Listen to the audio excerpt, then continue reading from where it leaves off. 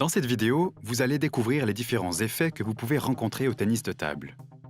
Il existe 4 effets principaux: le coupé, le lifté, le latéral et le dévié. Premièrement, l'effet coupé. Pour l'obtenir, frottez la balle plus ou moins par-dessous avec un mouvement d'arrière en avant. Plus la raquette va vite au moment où elle touche la balle, plus il y a de rotation. Au moment du rebond sur la table, la balle est freinée. Lorsqu'elle touche la raquette adverse, la balle descend. L'effet coupé gêne votre adversaire pour attaquer dans de bonnes conditions. Pour contrer l'effet, relevez la balle en orientant votre raquette vers le haut et en ayant un geste plutôt montant.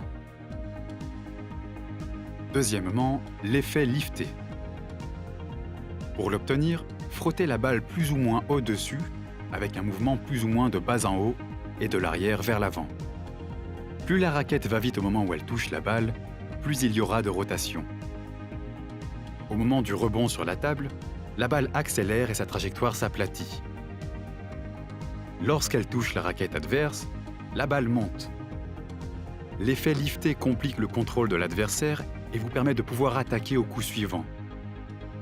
Pour contrer l'effet, rabaissez la balle en orientant votre raquette vers la table et en ayant un geste plus horizontal. Troisièmement, l'effet latéral.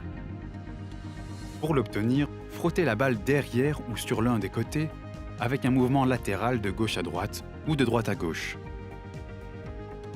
La trajectoire de la balle est courbe sur le côté.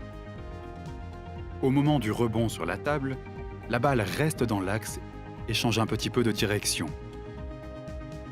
Voici pour comparaison une balle frappée sans aucune déviation. Lorsqu'elle touche la raquette adverse, la balle, qui tourne rapidement sur elle-même, part sur la droite ou la gauche en fonction du sens de votre effet.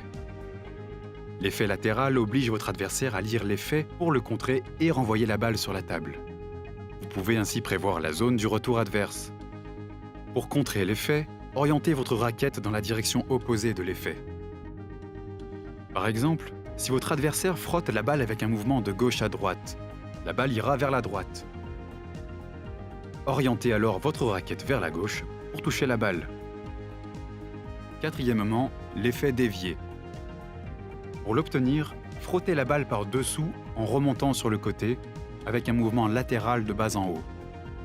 Cet effet est essentiellement utilisé au service, voire en remise de service. Au moment du rebond sur la table, la balle change rapidement de direction et part sur la gauche ou la droite en fonction du sens de votre effet. Voici pour comparaison une balle frappée, sans aucune déviation, et une balle avec effet latéral avec un peu de déviation. Par contre, elle n'a que peu d'effet lorsqu'elle touche la raquette adverse. L'effet dévié oblige l'adversaire à lire la trajectoire pour réussir à taper la balle.